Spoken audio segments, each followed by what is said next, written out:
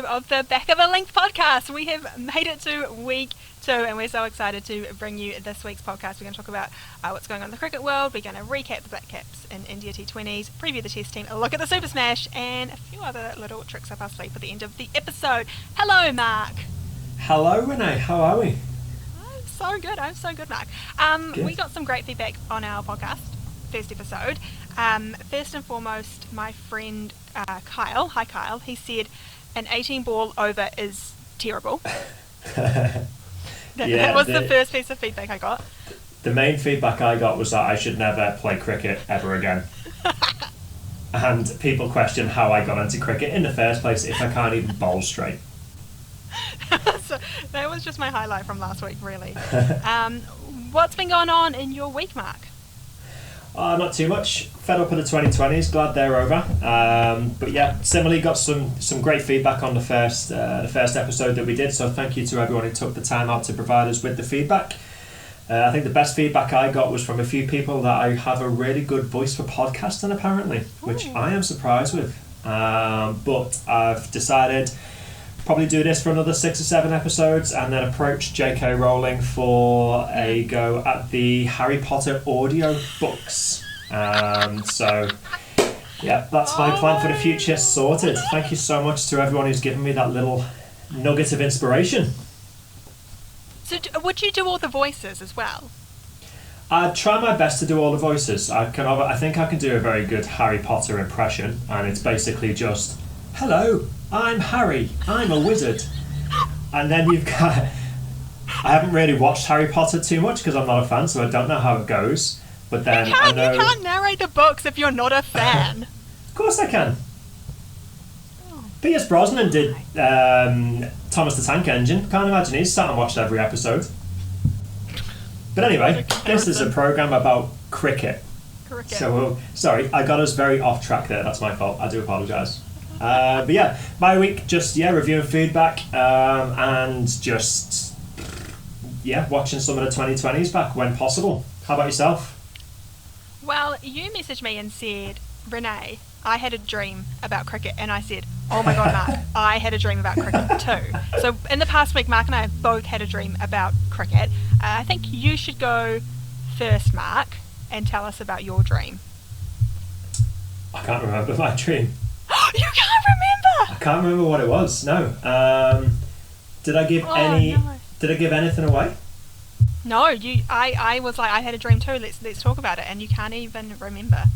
Well, I'll tell you what, Mark. Oh no! I've got it. It was that I was playing, and this might be something that happens again in the future. Hopefully, I was playing, which I know is a dangerous start because we all know that I can't bowl straight, so I should stay away from playing. However, I was at Sydney Cricket Ground, and I was batting, and I hit the ball for a single. It basically was me rerunning myself through that Jack Leach single at Headingley when Nathan Lyons dropped the ball.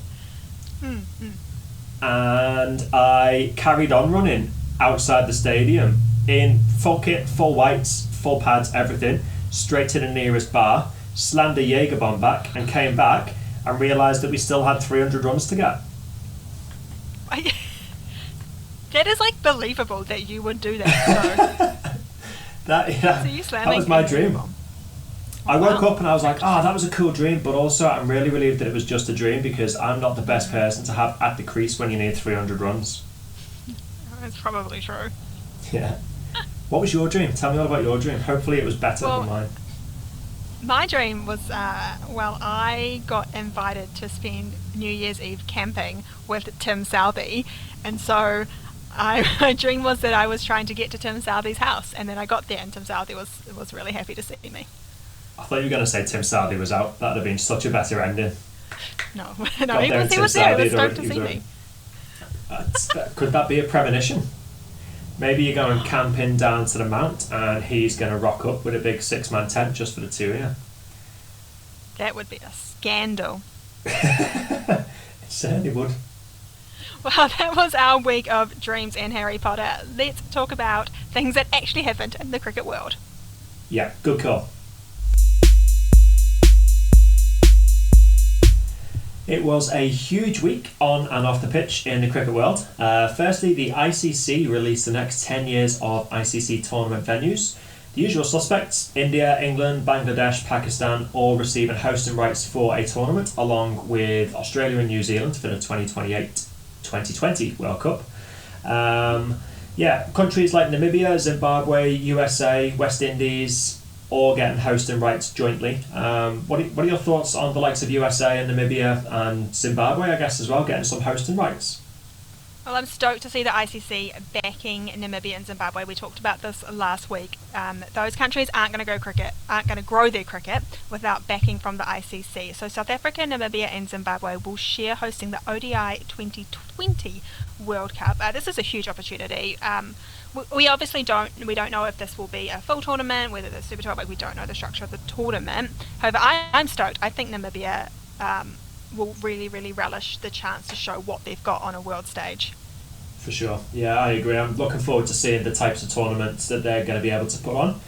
I hope at least that they do get a full tournament and not just the preliminary stages like Oman did with the 2020 World Cup, because that would be a massive shame for Namibia. I do hope that they get joint hosting rights and just put on a big party of cricket in Namibia, because as we were saying last week, Namibia just needs to grow the game, grow interest in their game, and it would be really good for them to be able to get that level of exposure at an international level, having the hosting rights and having the players like Joss Butler coming over. You've got Kane Williamson, Steve Smith, all those coming over. This is 6 years in the future, so will we Joss still Butler's see still Joss going to be going. Butler? Joss Butler will still be the best T20 player in the world, bar none. I sure hope so. Now, the 2024 T20 World Cup, which is the one before that, will be joint hosted between the West Indies, which makes sense, and the USA. USA cricket is growing really fast. It's actually backed by former Blackcap Corey Anderson, one of their ambassadors to grow USA cricket. But I was oh my god, USA, that's so cool that a tournament will be going there. I looked them up. They currently have 4 cricket grounds, one in LA, one in Dallas, one in Indianapolis, and one in Lauderdale, which is in Florida. My question to you, Mark, is how do you prepare a team in a country like this, where you're going to have a really dry climate, you're going to have a mid-humid climate, and you might be playing in a swamp? It's definitely an interesting one from a USA cricket point of view, but I actually think that it's not necessarily a bad thing, because if they're going to get some home international games, they're going to be able to practice across a variety of pitches. So if they do end up getting test status, they'll be well prepared on a variety of pitches to be able to do well abroad. You see the likes of England, for example, and I'll talk about England because I've watched England over the years. Great in home conditions, great in the likes of New Zealand where there's swing, there's seam. They go somewhere like Australia where there's no swing, there's bounce. They go somewhere like India where it's all spin, and their batting just collapses because they've got no exposure to different varieties of pitches, because the English climate is just grey, wet and miserable, which is the reason I left, but we won't talk about that. It allows USA to be able to give their players exposure to different types of pitches, different scenarios, which will only help them grow as cricketers and grow in the game. Definitely. Now, this is, of course, assuming that USA will play across these 4 venues. There might be new venues by there. Personally, I'm hoping we might have a game up in Alaska.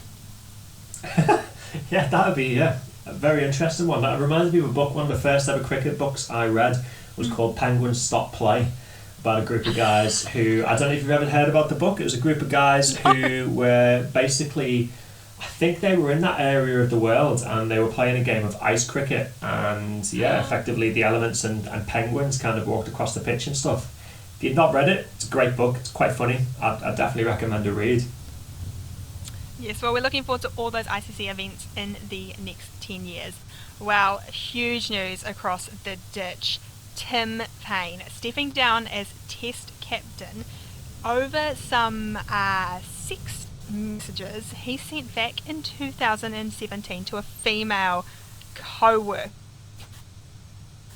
I don't even know where to start with this, to be honest. Oh yeah, this was big news to start with, and then you're going through all the scenarios in your head about how this happened, why this happened, why is it happening now, we don't know all the details, We just know he is no longer the Australian Test captain.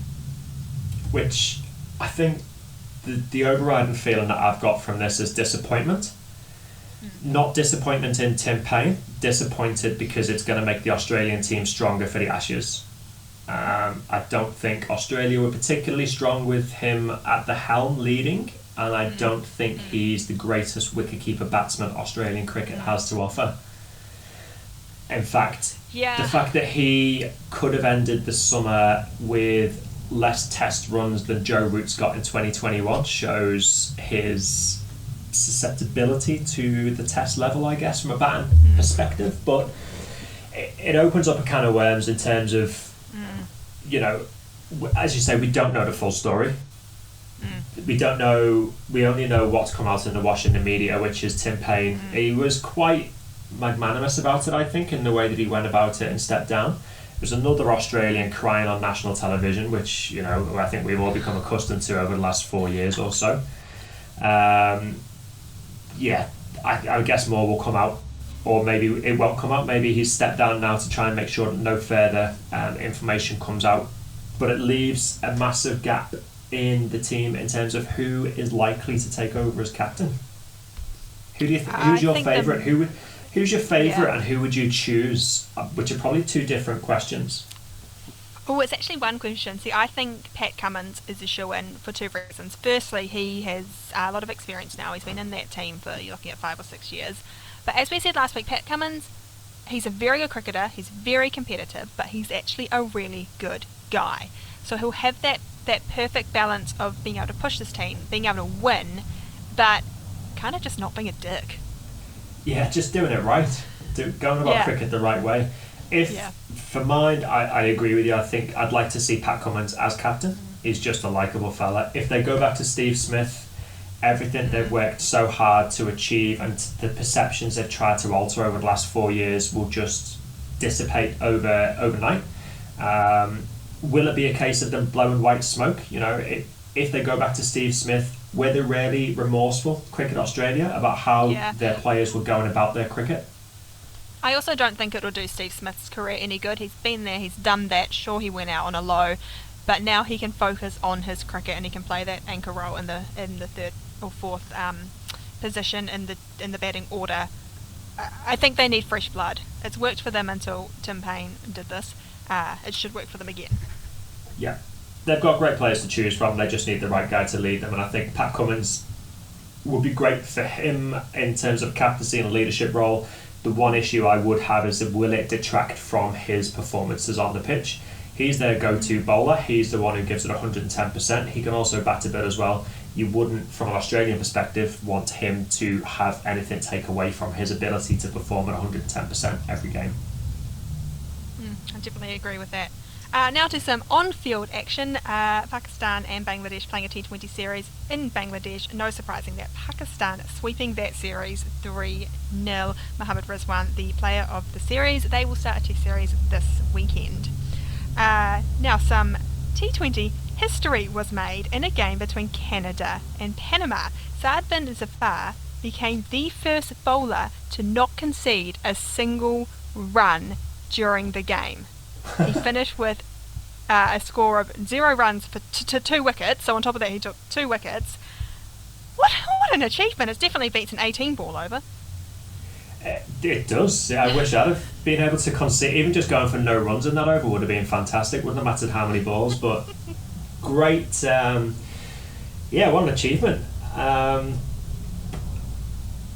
I'd be interested to see the game, to see what the pitch was, and whether the batsmen were just, I don't know, blocking out. How do you not concede a run in a 2020 across 3 or 4 overs?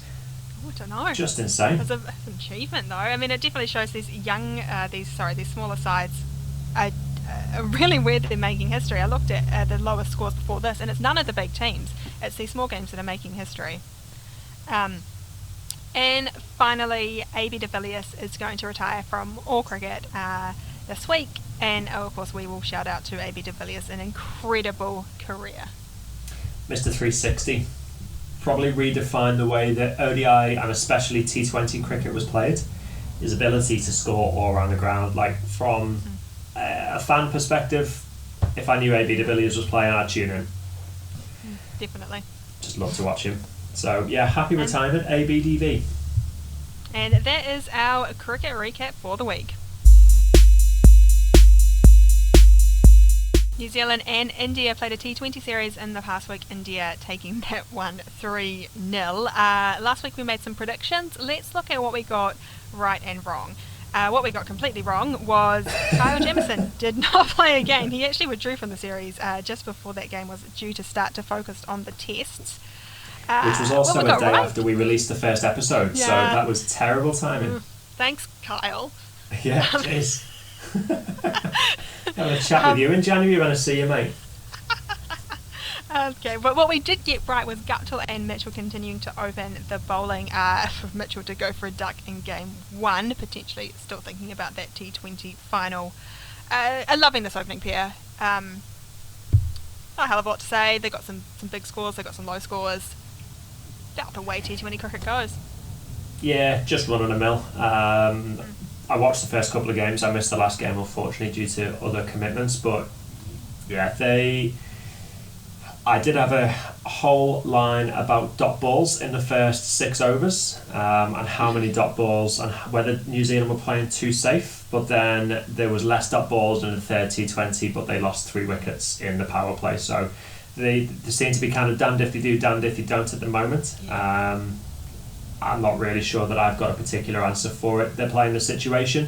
Sometimes it'll come off, sometimes it won't come off. You can't really argue with them doing what they think is right at the time. And with somebody like Guptill, who is as experienced, and Mitchell's pretty experienced as well, to be fair, as they are, you trust them to read the pitch, read the scenario, and be able to play accordingly. Well, that is kind of how T20 cricket goes most days.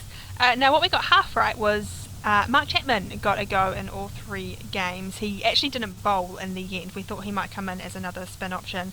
He got some good scores. He got an 80 in the first game and then less in the second game, and actually went for a duck in game 3. Yeah. At least he started off strong.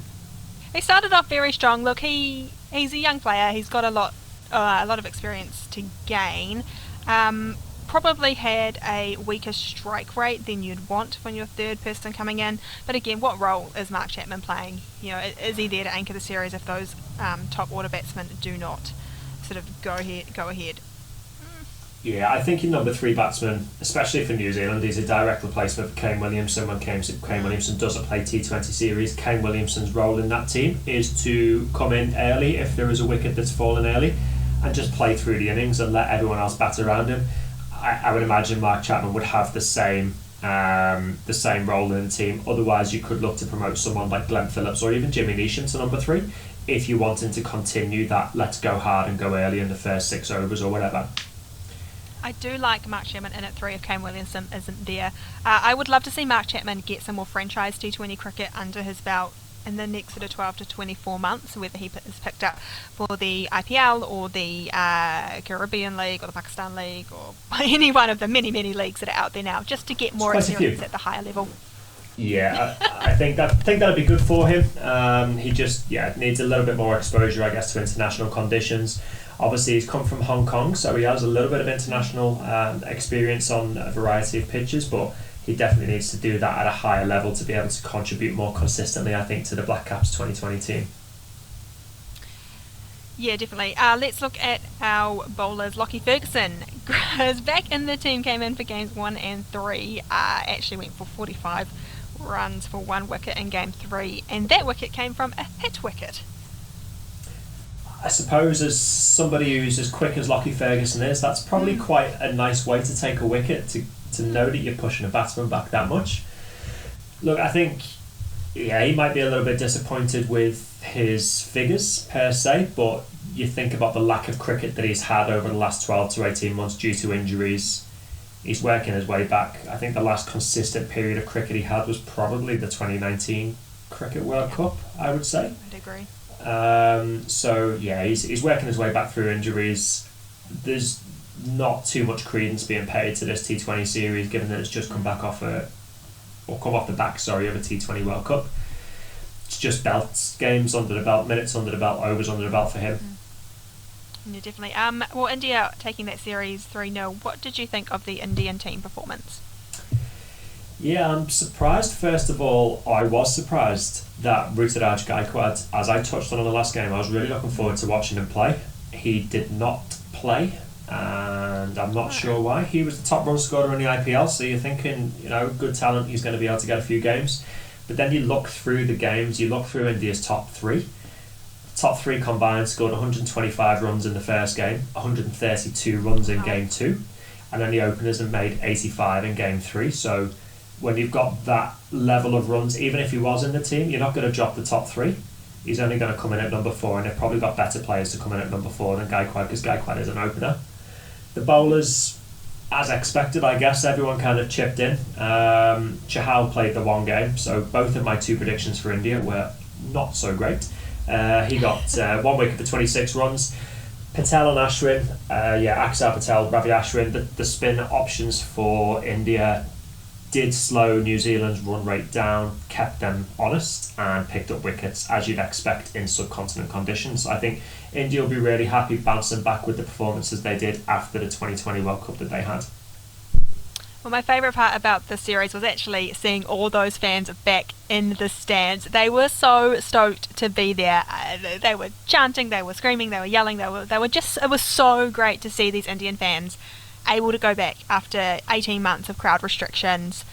To me, this is what T20 cricket is all about. It's all about celebrating those big hits going into the stand, seeing the fireworks. That was the most fun part for me. Yeah, it's definitely good to see them back there. Probably the most passionate fans in the world. It's been a massive miss not having them in. Even obviously we're watching it through the TV, but the fake crowd noises that they've had on through different India series just haven't been as authentic as Rohit Sharma smashing 1 for 6 and the crowd going absolutely bonkers. But yeah, overall, a pointless series. I don't think New Zealand will read too much into it going forward. No. And India will probably just be satisfied bouncing back after their World Cup performance.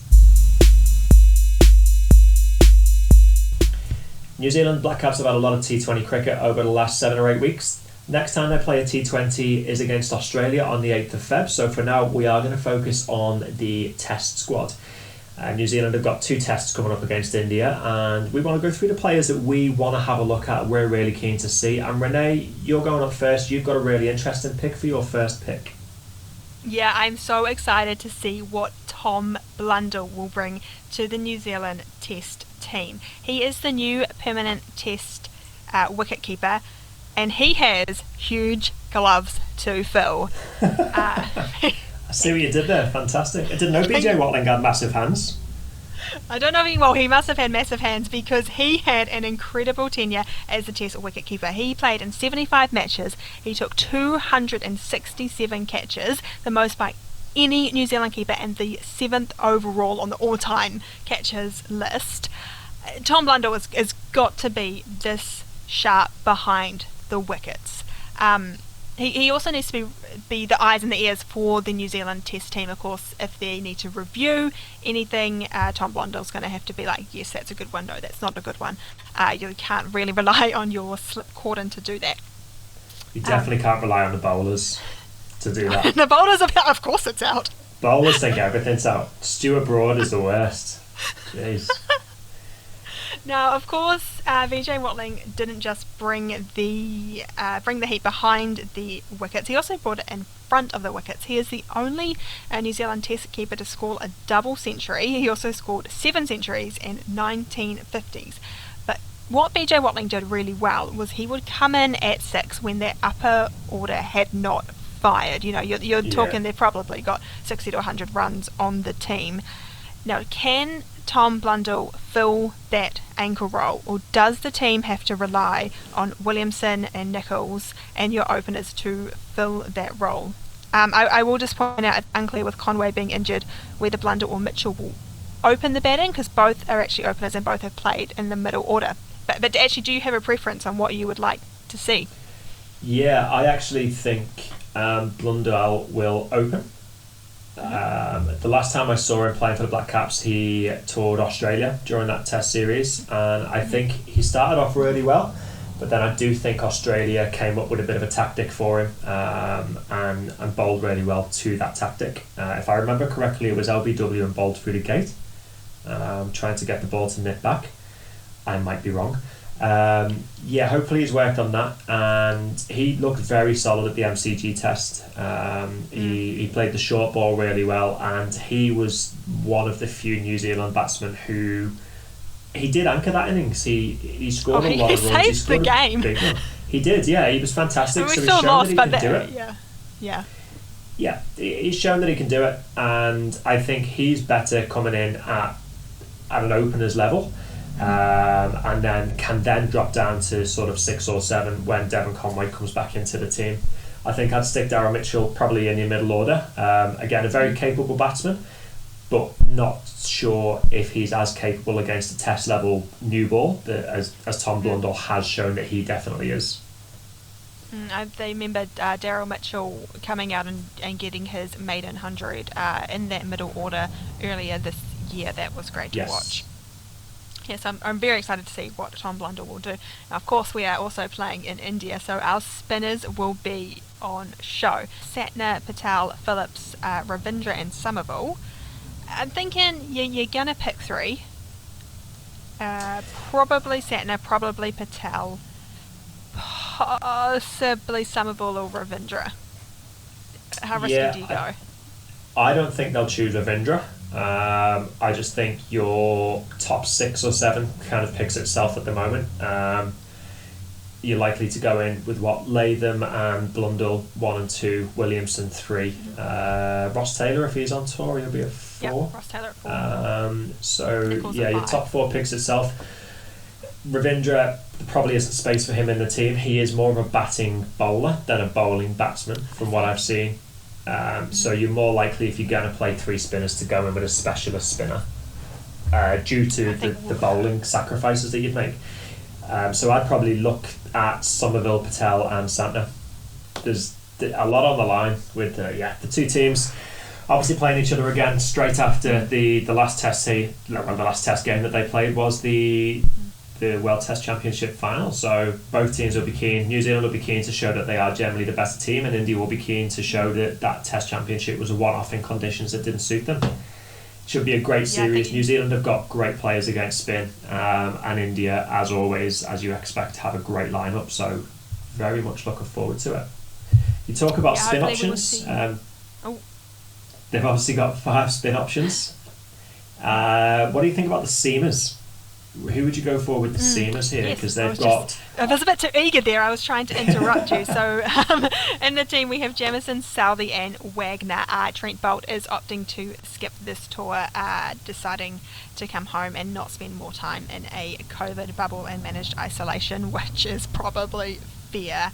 Yes, absolutely. I think you'd go Jamieson and Wagner. I mean, I love Neil Wagner. I back Neil Wagner from the day he was born to the day he dies. I love him. I think he is so cool, and I think he is just such a I don't even have words for Neil Wagner. He just goes and he does it. And he's like, I want to bowl from both ends for 20 overs straight. With 3 broken toes on both feet, I will bowl you 50 overs, my skipper. And then he'll still sign autographs. No, he will still sign autographs for the kids on the boundary line. He's an absolute gem. Great cricketer, and again, just another great person. He might come across as really aggressive when he's bowling, but I just think that's his persona when he's bowling off the field. And we saw it firsthand when we went to the test at the Mount against Pakistan. His interaction with the crowd was second to none. He had a great time. I think he actually preferred sitting at third man or fine leg to interact with the crowd than he was, fielding a mid-off or whatever. I have a different theory about your spinners, because I think your 3 seamers are strong enough to necessitate only playing 2 spinners, and you could also use Kane Williamson as your 3rd spin option if necessary. So I actually think that only 2 spinners will play, which would be Santner and Patel, and then you'll have your 3 seamers of Jamieson, Southey and Wagner, with Kane Williamson as your backup spin option. Definitely. I think Kyle Jamieson is 100% going to take the field. If you don't play your T20 series and you rest, you're in this test team. Yeah, you have to have been told that you're playing the Test series in order for you to pull out of the T20 squad. Especially when you've been there for a month and haven't played a T20 game, didn't make the World Cup squad. I think he's definitely going to be a shoo-in, so I'm looking forward to seeing how he goes outside of New Zealand conditions. I'm also looking forward to seeing how India go. Last Indian Test series was against India. India against India. India's last Test series was against England in India, and they did very well. One player that I really want, two players I want to have a look at, Rishabh Pant, just because he is dynamite. Doesn't matter the situation of the game, he will charge Kyle Jamieson's third ball and try and plant him over the stands for 6. He's a great watch. Will New Zealand have plans for him? Have they looked at him, seen what he does? I think Kyle Jamieson will be a really good bowler to bowl to Rishabh Pant. He's definitely going to be tentative coming down the pitch the way that he does at the likes of the medium pacers, say Jimmy Anderson or Tim Southey or whatever. You've got to feel both teams here have done their homework going into this series and will have plans for every single player in the team.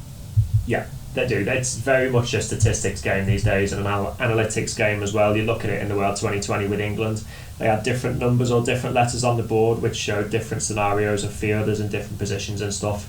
It's overanalyzed, the game these days, but it is definitely a statistics driven game. I think you see what players' weaknesses are and you try and bowl or bat or field to those weaknesses. Looking forward to seeing whether Ravi Ashwin will play. He was left out during the whole series against England in England, so will he come back into the Test team? And then New Zealand have got 3 great seamers in Southey, Wagner and Jamieson, but you look at India's trio, they've got Mohammad Siraj, Bumrah and Shami. Bumrah, those are big names. They're going to be a tough team to beat in their own conditions. But I think New Zealand, I actually think New Zealand are in with a good shout. So yeah, really excited to see what both teams can do, and we will go through each Test match as it happens, because they're obviously 5 days and we record this every week, so we'll have a review of the first Test and see if our predictions can be right this week. Fingers crossed, because they were awful last week. Yes, fingers crossed. Go the Blackcaps! Absolutely, up the Blackcaps. Well, closer to home, the Super Smash starts this week. Mark, I love the Super Smash. I don't know why. I love it. From your toenail whatsoever. You've got 6 teams. You've got all this up and coming talent, and they get on the field and they just start whacking balls everywhere. And then you're like, oh, that was a big hit. And then suddenly it's like this really fast ball comes flying down the pitch and knocks all the bails out, and they light up. Oh my god, I love it so much. I love that you can sit on the bank of these grounds in New Zealand and just be up close to the action. And I love that at Auckland someone can hit a ball into the service station across the road. Yeah, they've got a petrol station over the road. Martin Guptill is particularly friendly with that petrol station. He loves hitting it there. I do like the Super Smash in New Zealand. It doesn't necessarily have the massive overseas presence that major franchise tournaments have, but the closeness that you can get to the pitch, Eden Park's Outer Oval, for example, there is one stand and the rest of it is just grass banks. It gives you a more family feel, I think, and that's fantastic. I love just being that close to the action. You're always in the game for a catch, and yeah, it's just great. You have to watch your beer though, unfortunately, which is the only downside, but it makes you watch the game, which is what you're there for in the first place. It's true. You can just reach out and touch the players. You shouldn't. They are. But you could. Yeah, you might get arrested for it, which is probably not your problem, to be fair. You'll definitely do it regardless.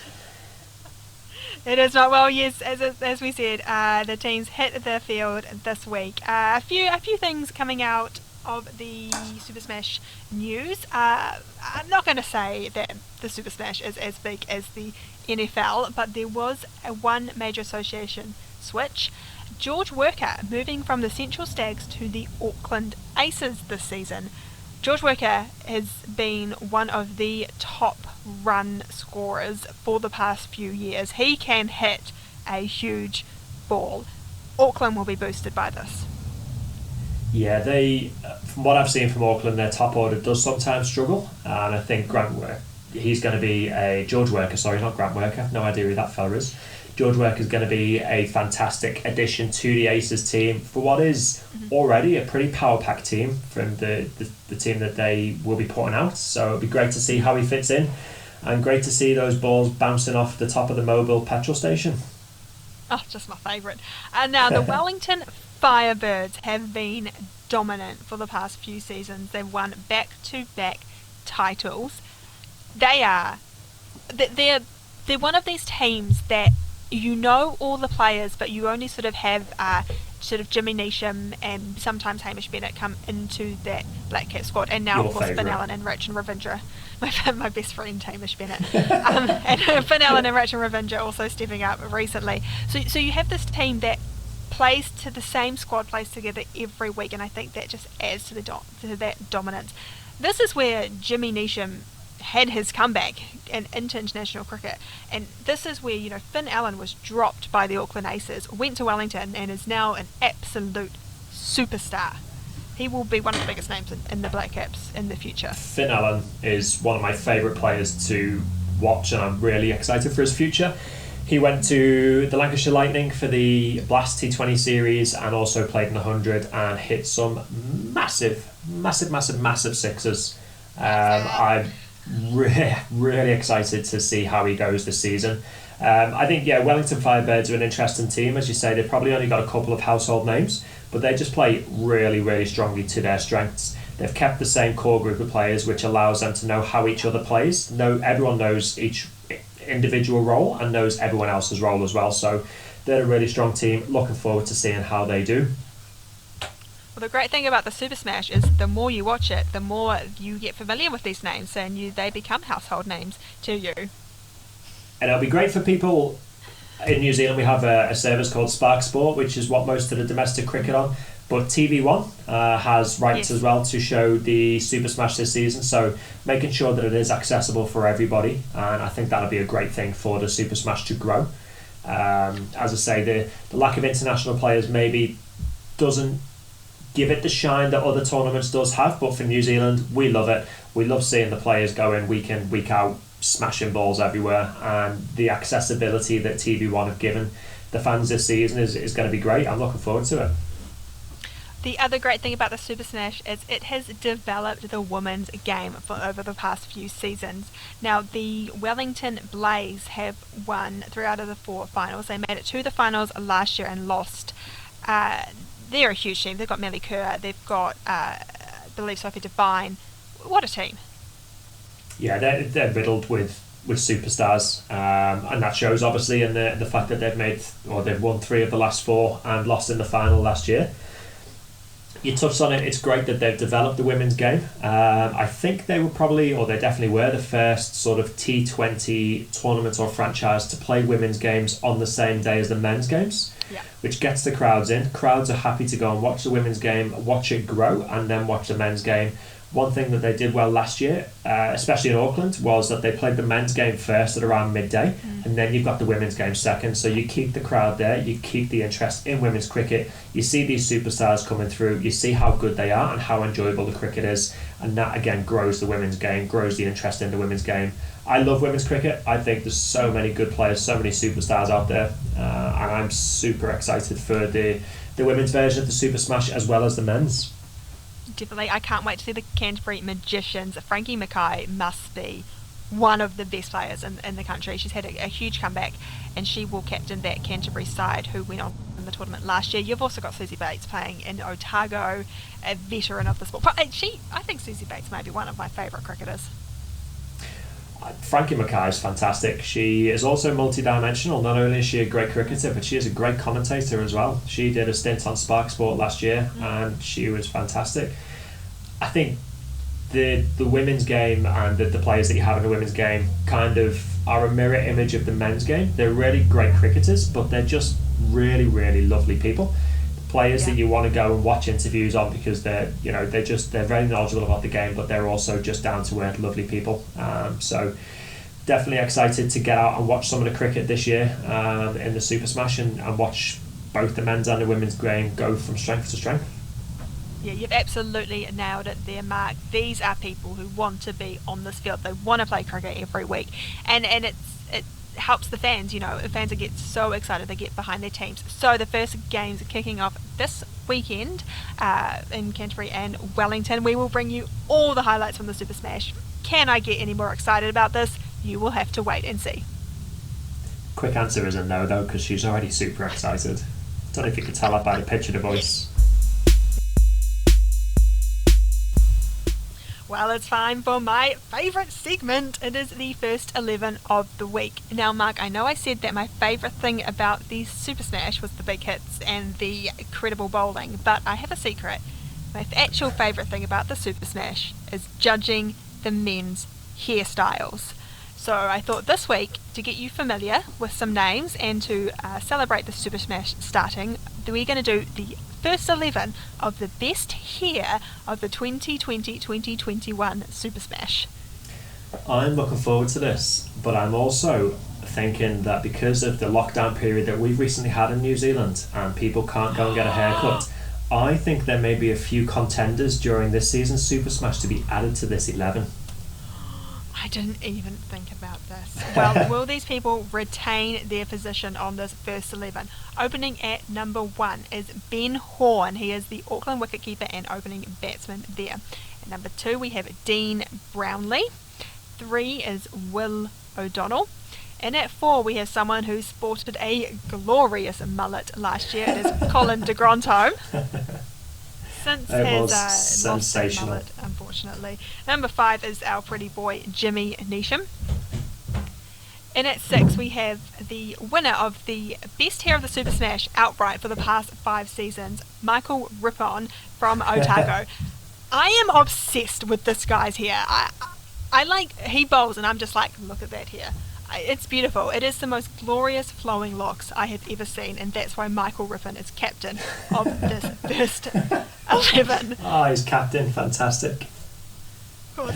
At 7 we have Brett Hampton. At 8 we have Peter Younghusband. He is from the Wellington squad. In at 9, Will Williams.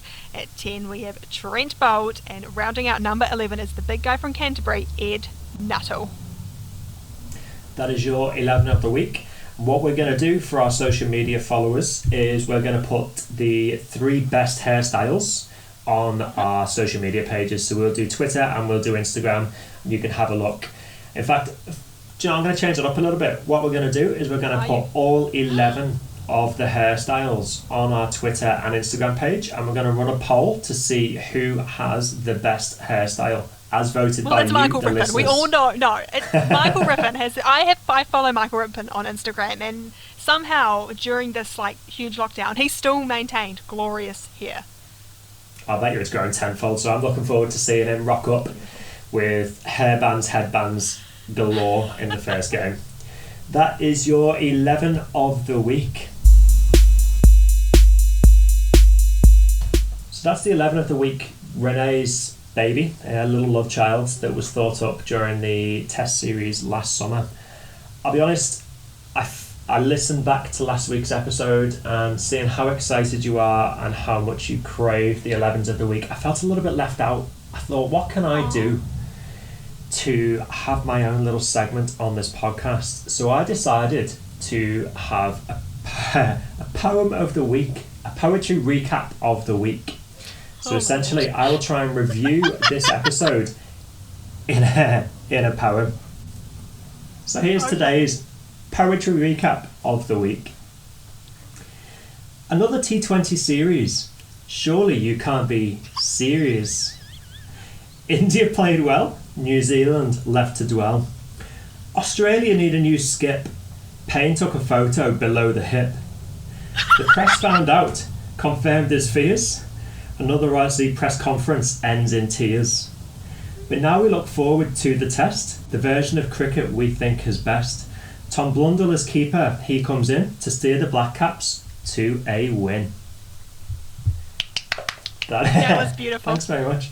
I am looking forward. I'm basically doing that just so I can be up for Literature of the Year award, again to boost my my fame profile. So you guys can look forward to another poem next week. I can't bloody wait. But for now, that is the podcast. We will be back next week to talk about the Test Series of Super Smash and all other great things cricket. If you want to subscribe, comment, talk to us, whatever, we are on Instagram at Back of a Link, or we're on Twitter at Back of a Link with a little underscore. We just ask that you don't send us any pictures. Especially not ones below the hip like Tim Paine. Naughty boy. Please don't send us below the hip pictures. Meanwhile, we will see you next week. Bye.